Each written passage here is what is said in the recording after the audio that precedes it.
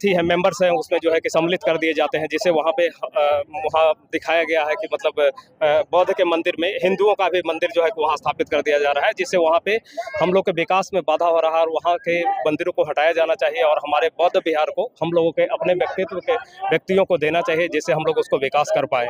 हम लोगों में भी एबिलिटी है कि हम लोग चला सकते हैं, हमारे बौद्ध भिक्षुक भी हमारे मंदिरों को आगे की ओर बढ़ा सकते हैं।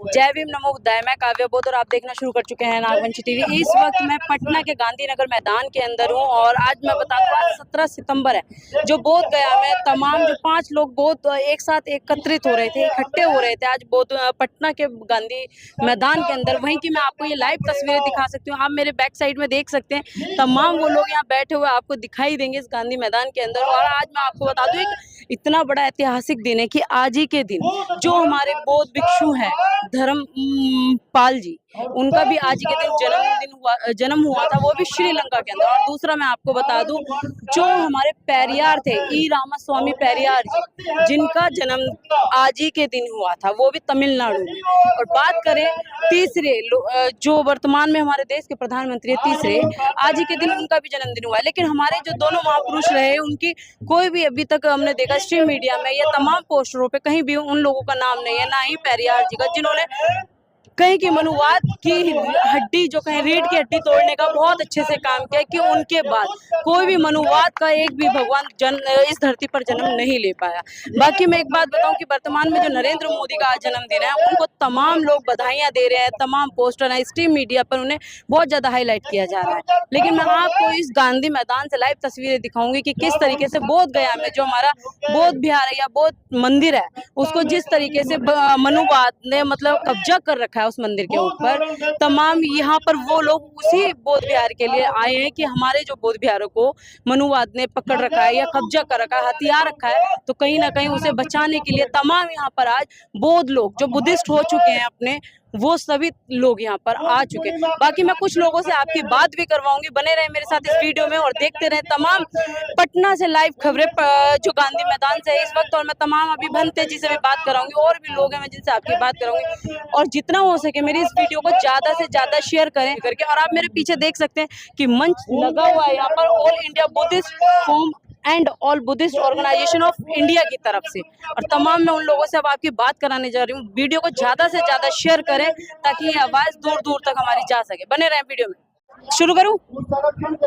आपने अक्सर मेरे चैनल पर देखा होगा समता सैनिक दल को मैंने दिल्ली से दिखाया, लेकिन मैं पटना के अंदर आपको समता सैनिक दल दिखा रही हूँ। जो समता सैनिक दल का जो बैनर है, उसके तले यहाँ पर समता सैनिक दल के कुछ लोग हैं, उनसे भी हम बात कराएंगे। सर पहले तो आप ये बताएं आपका नाम। मैं मार्शल सुनील साजूपुत्ता समता सैनिक दल का राष्ट्रीय संगठक हूँ। यहाँ किस लिए आए हैं जी? यहाँ किस लिए आए हैं? हाँ, यहाँ किस लिए, बड़ा अच्छा सवाल पूछा आपने। पटना पाटलिपुत्र बिहार जो है बुद्ध की धरती है, और पूरा बिहार जो है बुद्ध से भरा हुआ है। और बुद्ध की करुणामय इस धरती के ऊपर बुद्ध जो है कैद है, और उसकी मुक्ति के लिए आप सभी जानते ही है, आज अनागरिक धम्मपाल जो श्रीलंका से आए थे, वो 1891 में उन्होंने महाबोधि महावीर मुक्ति आंदोलन चलाया था। और उनकी वजह से यहाँ जो धरोहर बिहार में जो धरोहर दबी पड़ी थी, उनकी वजह से पता चला है दुनिया को कि बुद्ध की धरती है। और उसकी वो लड़ाई जो है, लेकिन उन भंते जी को तो कोई भी नहीं जानते जिनके वजह से पता चला ये बुद्ध की धरती है। नहीं, ऐसा नहीं कह सकते आप। उनको जानते हैं, सभी जानते हैं अनागरिक धम्मपाल जी को, क्योंकि शिकागो में जो इंटरनेशनल बुद्धिस्ट कॉन्फ्रेंस हुआ था, उसमें विवेकानंद को साथ में लेके गए थे और अपने समय से उन्होंने विवेकानंद को समय दिया था। ऐसा ये नहीं कि इंटरनेशनल लेवल पे अनागरिक धम्मपाल जी को जाना जाता है। और उन्होंने जो आंदोलन शुरू किया था, उसके बाद जापान से आए हुए आर्य नागार्जुन सुदेश ससाई, इन्होंने उसकी शुरुआत की थी। और आंदोलन अपने चरम पे था और कुछ कारणों से थोड़ा सा पिछड़ गया।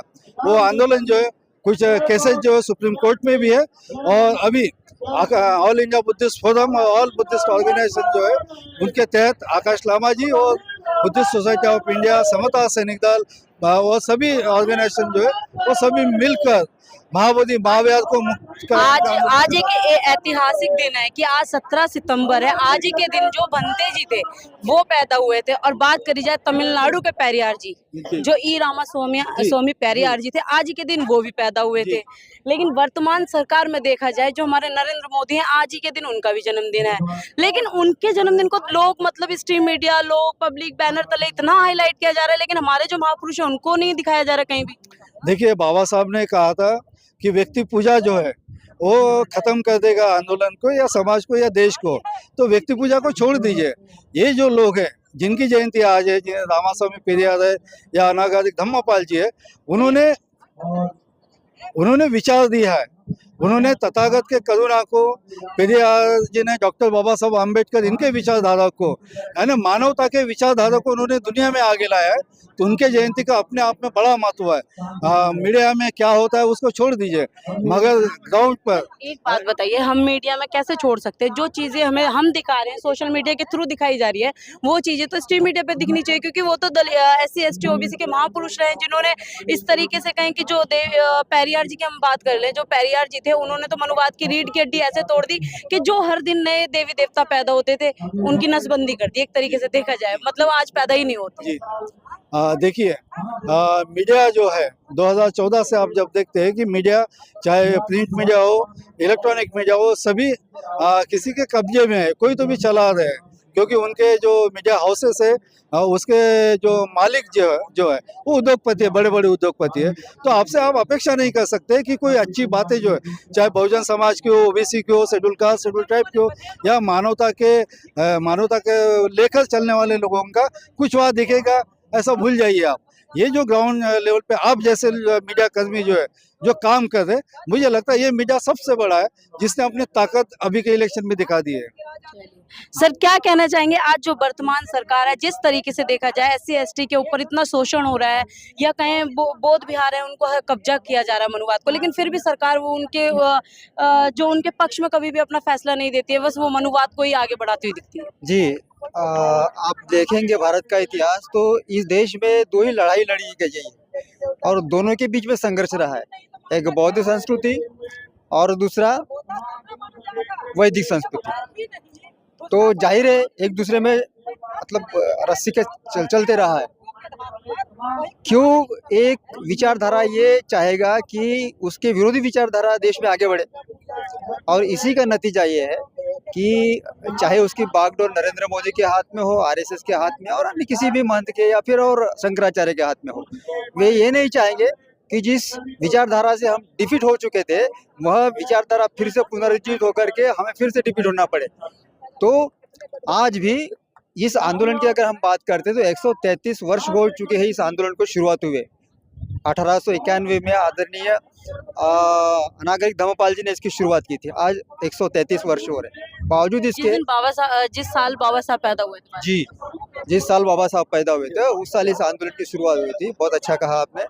और बावजूद इसके इतनी सारी संस्कृतियों की उलटफेर होने के बावजूद भी आज देश ये तय नहीं कर पा रहा है कि किसी एक धर्म का धर्मस्थल जो है वो उनके विशिष्ट लोगों के हाथ में सौंप दिया जाए। उस पे भी अधिकार जमाने का प्रयास किया जा रहा है, और ये प्रयास इसलिए है कि अगर इन्हीं के हाथ में पूरा सौंप दिया जाए तो फिर हमारा डिफीट निश्चित है। आज देखिए, आपके जानकारी के भारत देश में जितने भी कानून बने धर्म के संदर्भ में, आप देखिए सिख गुरुद्वारा एक्ट 1925 में बना, उसके बाद में दरगाह ख्वाजा साहेब एक्ट 1955 में बना, और अभी का 1988 में जो बना है जम्मू कश्मीर श्री माता वैष्णो देवी मंदिर एक्ट 1988 का। इन सभी एक्ट को अगर आप देखेंगे तो उसमें एक कंडीशन है। कंडीशन क्या है? तो उनके द्वारा पालन किए जाने वाले धम्म या संस्कार या संस्थाओं का क्रियान्वयन कंट्रोल केवल और केवल उन्हीं लोगों के हाथ में होगा। सर मैं इसमें एक बात निकल के आई है, अगर देखा जाए कि जो तमाम मतलब ब्राह्मणों की बात कर लें, पंडितों की हम बात कर लें, उनकी एक एसोसिएशन बनी हुई है, जिस तरीके से उन्हें बताया जाता है वो उसी तरीके से चलते हैं। वो अपने आगे कहीं की जो उनको सीनियर उन्हें बताते हैं कि आपको इस तरीके से करना है, लेकिन हमारे जो बनते हैं, हमारे समाज के जो परम पूज्य बनते हैं, जिन्हें हम बनते जी, भिक्षु जी, बहुत सारे नामों से जानते हैं, लेकिन अगर उनको देखा जाए तो वो कहीं ना कहीं जो मनुवाद की परंपरा चली आ रही है उसी तरीके से वो चल रहे हैं। सिर्फ जैसे मनुवाद में ब्राह्मण अपने घर को भर रहा है, उसी प्रकार से जो हमारे बौद्ध भिक्षु वो भी अपने घर को भर रहे हैं, तो हमारा बौद्ध धर्म आगे कैसे बढ़ेगा? नहीं, कुछ चीजें तो मैं आपसे थोड़ा सा मुखरता से ये करूंगा। देखिए, व्यक्ति जिस तरह से सोचता है उसी तरह से वो कार्य करता है। अब जरूरी नहीं है कि मैं बुद्धिज्म का एक हूँ तो मुझे बुद्धिज्म पूरी तरह समझ गया होगा। बुद्ध के काल में भी बुद्ध को अपनाने वाले जैन मुनि और वर्धमान महावीर के सन्यासी, निगंडनाथ पुत्र के सन्यासी और वैदिक परंपरा के थे, तो उनके काल से ये परंपरा चली आ रही है। आज भी हम देखते हैं हीनयान सर, परंपरा एक अलग चीज है, लेकिन अगर बौद्ध धर्म को हमें आगे बढ़ाना तो हम किस प्रकार बढ़ाएंगे? अपने घर को भरेंगे या फिर हम अपने जो लोग हैं उनको बताएंगे बुद्ध क्या थे? मैं उसी पर आ रहा हूँ। तो ये जो प्रक्रिया चल रही है, जो कॉन्शियस माइंड रख करके आपको जो एक विचारधारा के माध्यम से चलना चाहिए था, बहुत सारी दुविधाएं, बहुत सारी मत प्रणालियां आने की वजह से थोड़ा सा बिखराव है, ये तो हम मानते हैं, लेकिन उसमें उतना बिखराव जो नहीं है जिसको कंट्रोल नहीं किया मैं जा आपकी बात कहीं रोकूंगी। आपने कहा बिखराव है, कहीं ना कहीं जो तो कमी है वो बिखराव आपने नाम लेकर बता दिया, लेकिन देखा जाए बौद्ध धर्म को तभी वो लोग मानते हैं या कहीं जब तक वो सरकारी नौकरियों में होते हैं तब तक उन्हें बुद्धिस्ट बनना या बौद्ध धर्म अपनाना नहीं अच्छा लगता, लेकिन जिस प्रकार से वो 60 साल पार करते हैं और अपनी नौकरियां छोड़ते हैं तब वो बौद्ध धर्म में आते हैं, फिर वो बौद्ध धर्म को आगे बढ़ाते हैं। लेकिन उस तरीके से देखा जाए वो बौद्ध धर्म को ना बढ़ा करके सिर्फ अपने घर को भरते हैं। हुआ जो हुआ उसके बारे में तो कुछ कहा नहीं जा सकता, लेकिन भविष्य वर्तमान में जो हो रहा है होगा, सर, वर्तमान में भी चली रहा है, वो भविष्य में भी में वर्तमान में ये उम्मीद कर सकते हैं कि कम से कम इन बातों को दूर किया जा सके, इतनी होप तो हम रख ही सकते हैं।